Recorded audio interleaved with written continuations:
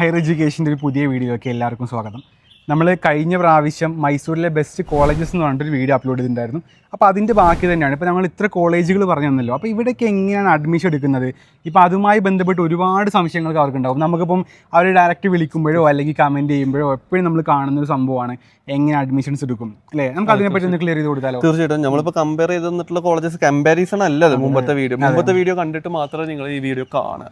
കാരണം മുമ്പത്തെ വീഡിയോയിൽ ഇപ്പോൾ മെഡിക്കൽ രംഗത്തോട്ടേക്ക് വരാൻ ആഗ്രഹിക്കുന്ന കുട്ടികൾക്കുള്ള ബെസ്റ്റ് കോളേജസ് ആണ്, ഒരു ബെസ്റ്റ് ഓഫ് 4 ആണ് നമ്മൾ പരിചയപ്പെടുത്തിയത്. ഇത് മാത്രമൊന്നും അല്ല കേട്ടോ, ഇതല്ലാതെ ഒത്തിരി കോളേജസ് മൈസൂരുണ്ട്. പക്ഷെ ഏറ്റവും ബെസ്റ്റ് ആയിട്ടുള്ള 4 അപ്പോൾ അഡ്മിഷനായിട്ട് ബന്ധപ്പെട്ട് നാട്ടിലോട്ട് വരുന്ന സ്റ്റുഡൻസിന് എന്താണ് പറയാനുള്ളത് വെച്ചാൽ, ഇവിടുത്തെ അഡ്മിഷൻ പ്രോസസ് എന്ന് പറയുന്നത് നമുക്ക് കേരളത്തിൽ കിട്ടുന്ന പോലെ ഒരു LBSO അല്ലെന്നുണ്ടെങ്കിൽ അലോട്ട്മെന്റ് പ്രോസസ്സോ കാര്യങ്ങളോ ഒന്നും ഇവിടെ ഇല്ല. കർണാടകത്തിൽ ഓൾ കർണാടക അല്ല. നമുക്ക് നഴ്സിംഗ് ആണെന്നുണ്ടെങ്കിൽ KCET എക്സാം ഉണ്ട്. എക്സാം ത്രൂ നമുക്ക് 60% ഓഫ് സീറ്റും നമുക്കത് അലോട്ട്മെന്റ് വഴി വാങ്ങിയെടുക്കാൻ പറ്റും. പക്ഷെ മറ്റുള്ള ഫിസിയോതെറാപ്പി, ഫാർമസി അല്ലെന്നുണ്ടെങ്കിൽ അലയുടെ ഹെൽത്ത് സയൻസ് പ്രോഗ്രാമുകളൊക്കെ ആണെന്നുണ്ടെങ്കിൽ ഡയറക്റ്റ് അഡ്മിഷൻ, മാനേജ്മെന്റ് ആയിട്ട് സംസാരിച്ചിട്ട് ഡയറക്റ്റ് അഡ്മിഷൻ ആണ് നമ്മൾ ചെയ്യേണ്ടത്. ഇപ്പം വിദ്യാർത്ഥികൾ ഇങ്ങോട്ട് വരുമ്പം എന്താണ് അവർ ശ്രദ്ധിക്കേണ്ട കുറച്ച് കാര്യങ്ങൾ? ഇപ്പം എന്താ പറയുക, അവരിപ്പോൾ നമ്മളുമായിട്ട് കോൺടാക്ട് ചെയ്യുകയാണെന്നുണ്ടെങ്കിൽ അവർക്ക് കിട്ടുന്ന ബെനിഫിറ്റ്സ് എന്തായിരിക്കും? അങ്ങനെ നമുക്ക് നിങ്ങൾ ഇപ്പോൾ ഇങ്ങോട്ടേക്ക് പഠിക്കാൻ വരുന്ന കുട്ടികൾ നമ്മൾ ഞങ്ങളിലോട്ട് ഇതാക്കാൻ വേണ്ടി പറയുന്നതല്ല.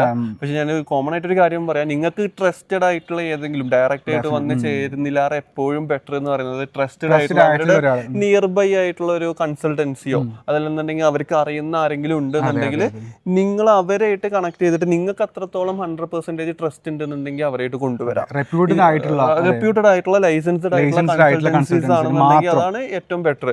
ഇപ്പൊ അത് നിങ്ങൾക്ക് കിട്ടിയിട്ടില്ല എന്നുണ്ടെങ്കിൽ പിന്നെ നിങ്ങൾക്ക് ഞങ്ങളായിട്ട് കോൺടാക്ട് ചെയ്യാം. ഞങ്ങൾ വർഷങ്ങളായിട്ട് മൈസൂരുള്ള ആൾക്കാർ തന്നെയാണ്. ഇപ്പോൾ ഷഹലാണെന്നുണ്ടെങ്കിൽ ഏകദേശം ഒരു 5 വർഷത്തോളമായി. ഇപ്പൊ ഞാനാണെന്നുണ്ടെങ്കിൽ ഏകദേശം 10-15 വർഷമായിട്ടും മൈസൂർ തന്നെയാണ് ഉള്ളത്.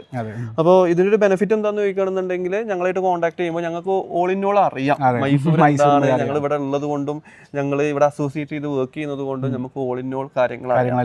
ഒന്നാമത്തെ കാര്യം, നിങ്ങൾക്ക് നിങ്ങൾ അറിയുന്ന ആരെങ്കിലും ഉണ്ടോ നോക്കുക, അല്ലെങ്കിൽ നിങ്ങളുടെ നിയർ ബൈ കൺസൾട്ടൻസീസ് ട്രസ്റ്റഡ് ആയിട്ടുള്ളത് ഉണ്ടോ നോക്കുക. അല്ല ഇതൊന്നും ഇല്ലാന്നുണ്ടെങ്കിൽ നിങ്ങൾക്ക് ഡയറക്റ്റ് ആയിട്ട് നമ്മുടെ നമ്പർ കൊടുക്കുക, അല്ലെങ്കിൽ ഞങ്ങളായിട്ട് കോൺടാക്ട് ചെയ്യാം. നിങ്ങൾ ആഗ്രഹിക്കുന്ന കോഴ്സ് മൈസൂരുള്ള ഏറ്റവും ബെസ്റ്റ് കോളേജ് ഫീസ് എത്ര, നമുക്ക് വേറെ എക്സ്ട്രാ ഫീസും കാര്യങ്ങളൊന്നും, കോളേജിലെ ഫീസ് എത്രയാണോ ആ ഫീസ് കൊടുത്ത് നിങ്ങൾക്ക് ചേർത്ത് തരാനുള്ള ഗൈഡൻസും കാര്യങ്ങളൊക്കെ നമ്മൾ നൽകുന്നതായിരിക്കും. ഇപ്പം നമ്മുടെ ഹയർ എഡ്യൂക്കേഷൻ വീഡിയോയിൽ ഇതുപോലെ ഒരുപാട് കോഴ്സുകളെ പറ്റിയിട്ടും കോളേജുകളെ പരിചയപ്പെടുത്തുന്ന വീഡിയോസായിട്ടും നമ്മൾ വീണ്ടും വരുന്നതായിരിക്കും. അപ്പോൾ സബ്സ്ക്രൈബ് ചെയ്യാൻ മറക്കണ്ട.